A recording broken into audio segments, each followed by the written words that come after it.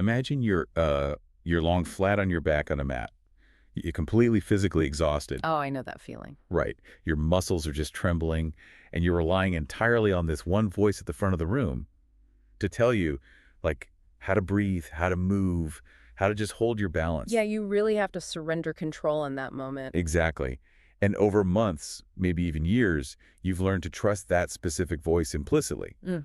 But then, one Tuesday morning, a total stranger walks into the room. Oh, wow. Yeah, that's jarring. They put on the microphone, they stand at the front, and without you even realizing it, your nervous system just spikes.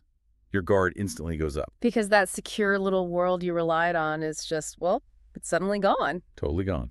Welcome to the Deep Dive. Today, we're exploring the invisible and honestly almost completely unspoken psychology of stepping into a role that someone else built. It's such a fascinating dynamic. It really is. And we're anchoring this whole conversation in a deeply researched document by Berger de Fémynie. She's the founder of Biopilates Paris. And she wrote this incredibly intricate analysis of the transition dynamics when a new instructor takes over an existing Pilates class. Yeah, taking over from a beloved previous teacher. And I know you might be thinking, why are we doing a deep dive on a Pilates class? Right, like what does this have to do with me? Exactly. But the context she uses is just a physical studio. The actual mechanisms she unpacks, they are completely universal to, well, really any human organization. Well, for sure, because whether you're taking over a new team at the office or stepping into a project halfway through, you face the exact same invisible barriers. You really do. And there's this huge misconception in leadership that a new role offers a blank slate. Yeah, like you're starting from scratch. Right. The technical term used in the research is ex nihilo, this idea that you can start building a new dynamic out of absolutely nothing. But that's just, I mean, it's a myth. I always pictured leadership transitions like a construction site. Like you clear the lot, you pour your own concrete, and you start framing the new house. That's how a lot of management books frame it, actually. Yeah, but reading through this analysis, it becomes painfully obvious that you're actually moving into a fully furnished house. That is a perfect way to describe it. Right. You can't just walk through the front door and pretend the space is empty. You have to physically navigate around someone else's heavy, immovable furniture before you can even think about bringing in your own.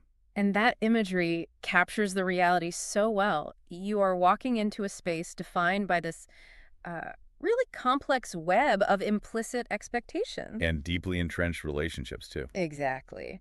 The text refers to the immediate atmosphere the new leader encounters as the test gaze, or in the original French, the regard test. The regard test, I love that term. It's so accurate, right? Because from the very second you step to the front of that room, the participants are evaluating you. But they aren't evaluating you objectively, are they? No, not at all. They aren't looking at your merits or your resume. They're evaluating you through a strictly comparative lens. You are being measured against the ghost of the previous instructor. Which basically means you're being graded on a rubric you've never even seen. And one you probably can't possibly pass on day one. Man, that is so stressful because, you have an institutional stamp of approval like your name is on the schedule, you're being paid by the studio to lead. But the people in the room haven't actually given you permission to lead them. That gap right there, the gap between institutional legitimacy and earned legitimacy, that creates a massive silent pressure cooker. I can imagine. Because the previous instructor, they built their group dynamics from the ground up over countless sessions. They earned that trust organically over time. While the new instructor is just sort of thrust into it, it's almost akin to an arranged marriage, right? That's a really good analogy. The students chose the studio, they chose the time slot, they chose the old teacher. They did not choose you. And the fear of not measuring up to that unseen standard has to severely distort a new leader's decision-making. Oh, completely. It makes people do really irrational things. I want to dig into the underlying friction here, though. Because if someone signs up for a Pilates class, you'd think their primary goal is just to, I don't know, get a good workout. Right. Just sweat a little and go home. Exactly. So why are they so fiercely protective of their past routine? What's happening on a neurological or psychological level that makes them so resistant to just a new face at the front of the room? Well, to explain that intensity, the source material actually draws on John Bowlby's attachment theory. Wait, attachment theory? Like what we use for infant development or romantic partnerships? The very same. And we don't usually think of it outside of those contexts, but it applies beautifully to physical practices. Okay, I'm intrigued. How so? Think about what is actually happening on that mat. Bodily vulnerability is incredibly high. Your sensory awareness is amplified. Yeah, you're wearing tight clothes, you're in weird positions. Exactly. Participants are being asked to confront their physical limitations, to feel tension in their joints, to completely alter their natural breathing pattern. That makes total sense. It's a very exposed state to be in. And in that highly vulnerable state, the previous instructor functioned as a literal secure base. Wow. Okay, yeah, when you're entirely focused on not dropping a heavy weight or like losing your balance, you need the environment around you to be completely predictable. Predictability equals safety. So the old instructor's specific cadence, their vocabulary, their pacing, all of that signaled safety to the nervous system. And changing the instructor snaps that tether. That is wild. The nervous system registers the new voice, not just as like a different teaching style, but as an actual disruption of safety? Yes, a literal threat response. And the author layers another psychological framework on top of this, which is Tajfel and Turner's social identity theory. Okay, break that down for me. So a class that meets every Tuesday morning is not just a room of 20 isolated individuals stretching. Right, they see each other every week. Exactly. Over time, they solidify into a distinct social group. They develop implicit codes. They know who stands in which corner of the room. Oh, for sure. You never take the spot of the person who always stands by the window. Never. They have a collective rhythm and establish forms of mutual encouragement. So the new instructor is not just a replacement employee. They're an outgroup threat. They're entering an established tribe. They are an intruder in a highly calibrated ecosystem. And this reveals the core tension of the transition. Which is what? Well, the instinct for many new leaders is to establish their own authority immediately. They feel the resistance, they want to prove their worth, so they attempt what the text calls a brutal rupture. A brutal rupture. That sounds intense. It is. They introduce entirely new routines, new rules, and new vocabulary just to show they are in charge. But wait, if I walk into a room of people who are already defensive and treating me like an intruder, a brutal rupture sounds like a guaranteed way to trigger an open rebellion. Oh, it absolutely is. It backfires almost every time. But then, what's the alternative? It seems like the only other option is to become a clone of the previous instructor, which is impossible and, honestly, entirely inauthentic. Right, you can't just pretend to be someone else. So there has to be a tactical middle ground before you even start giving commands, right? There is. And the text provides a very specific methodology for finding that middle ground.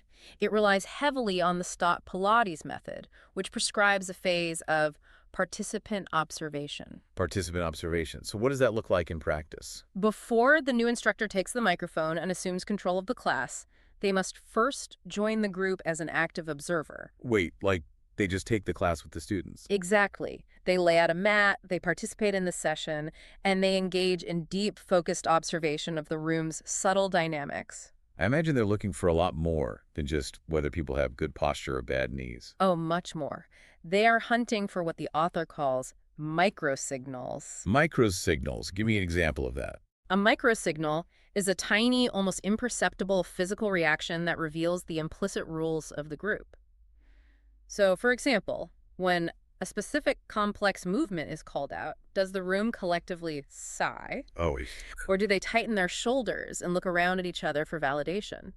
Do they spontaneously grab a specific prop before even being told to? wow. So these small physical tells are basically the vocabulary of the group's collective language. You nailed it. It's their secret language. You know, it reminds me of a jazz musician sitting in with a new band for the very first time. Oh, I love that comparison. How so? Well, if you walk on stage and immediately launch into this blindingly fast, aggressive solo, you're going to derail the entire performance. Right, you'd throw everyone off. A seasoned musician will stand at the back of the stage, close their eyes, and just listen to the groove. They figure out where the drummer is laying the accent, how the bassist is walking the line, and only then do they find the specific pocket where their own instrument fits naturally into the rhythm. That is a phenomenal way to visualize participant observation. You are finding the established groove to avoid inducing culture shock. Culture shock. Yeah, that makes sense. And the Biopilates document gives a stark example of what happens when you ignore this step. Okay, let's hear it. Imagine the previous instructor was highly directive. They use a strict top-down approach, dictating every breath and every angle with, like, military precision. Okay, so the students learn to rely on that rigidity for their sense of safety. Exactly. Now, if a new instructor walks in with a relaxed, participatory style, perhaps offering vague suggestions like, move in a way that feels good to your body today. Oh, no. Yeah, the new instructor might think they're being warm and inviting. But to a group conditioned for strict parameters, that warmth feels like total chaos. They don't feel liberated. They feel abandoned. Precisely. The lack of boundaries induces deep anxiety. You cannot shift the baseline until you have accurately mapped it. Okay, so map the baseline first. But once that baseline is mapped, the observation phase has to end eventually, right? Yes, you can't stay on the mat forever. Right. Eventually, you have to stand up, put on the microphone, and absorb the full weight of that test gaze. All eyes are on you. The temptation to perform flawlessly must be just overwhelming. It's terrifying.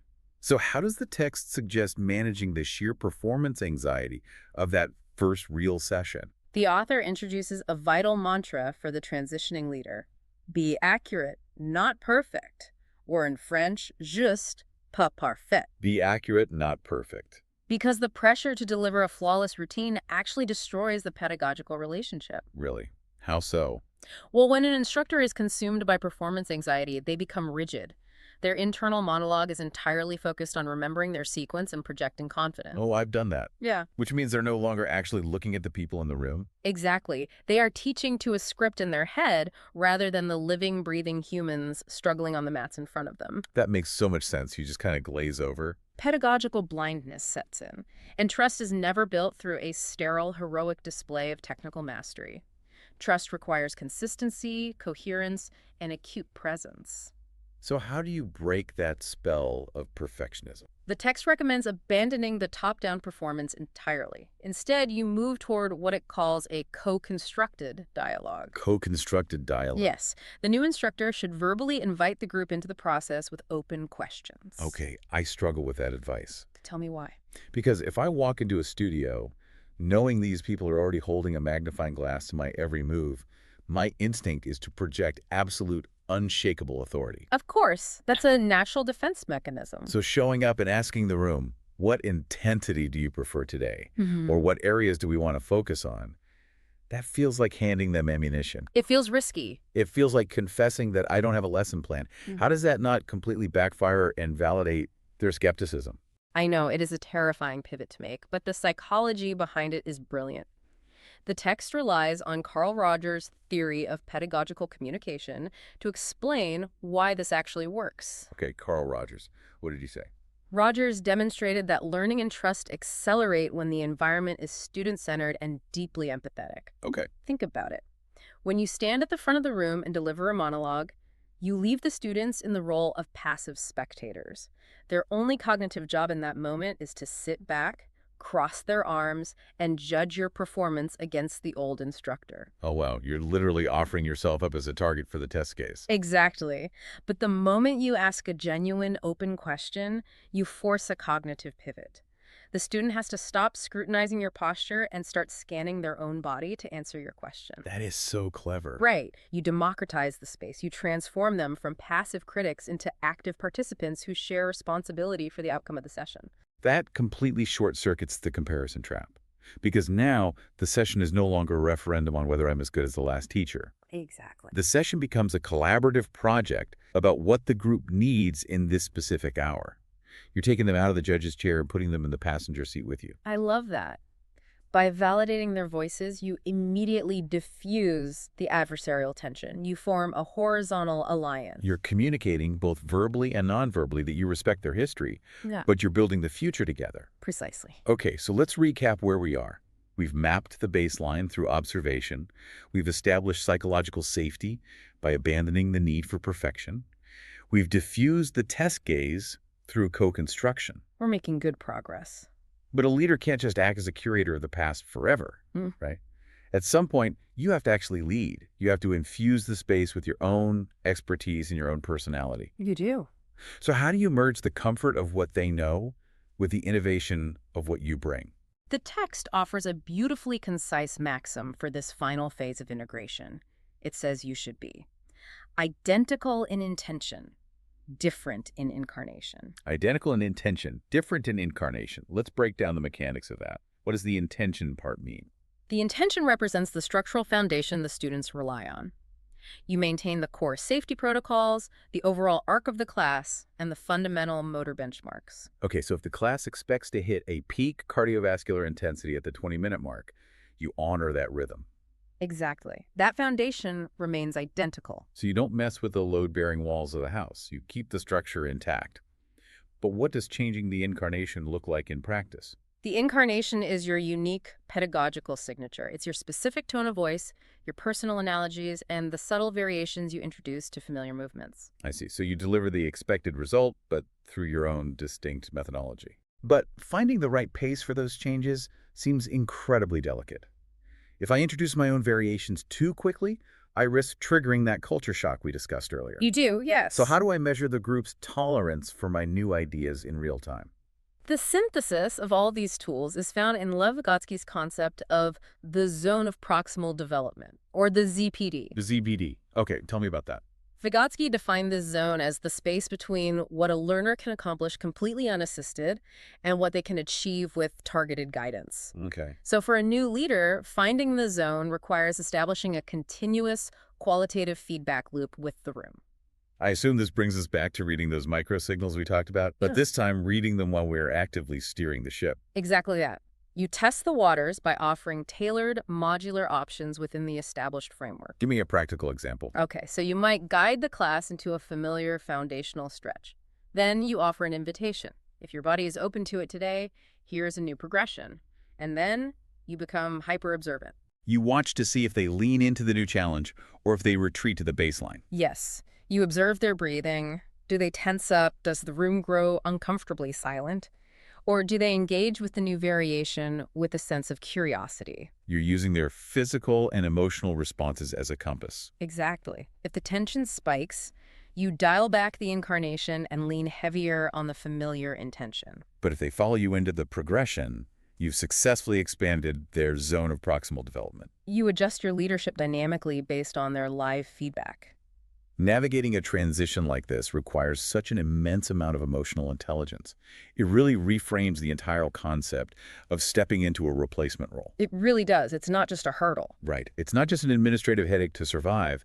It's a profound crucible for professional maturation. The instructor who successfully navigates this invisible minefield emerges with an entirely upgraded skill set. They haven't just learned how to cue a Pilates routine. They've learned how to decode human resistance, how to manufacture psychological safety from scratch, and how to forge a distinct leadership identity without bulldozing the legacy of their predecessor. You know, I've been thinking about this dynamic throughout our whole conversation today. Yeah. We spend so much time focusing on how to successfully walk into a furnished house. We do. We strategize about reading microsignals and co-constructing trust. Yeah, and patiently shifting the furniture around. But the inevitable reality of any career is that eventually we are all going to be the person walking out the door.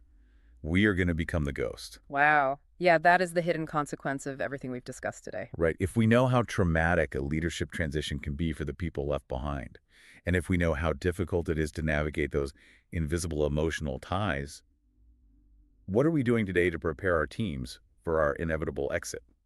That is a brilliant question to ask yourself. How do we build systems, habits, and cultures that are robust enough to survive without us? Because the true mark of exceptional leadership isn't just how well you furnish the house while you live there. It's ensuring that when you finally hand over the keys, the next person isn't walking into a minefield of your own making. Exactly. Leaving a space that can be gracefully inherited that might just be the ultimate test of a leader's legacy. It totally changes the way you look at your daily interactions. So next time you step into a new role, remember to look past the institutional floor plans. You're navigating invisible furniture. Tread carefully, ask open questions, and patiently build the new house together.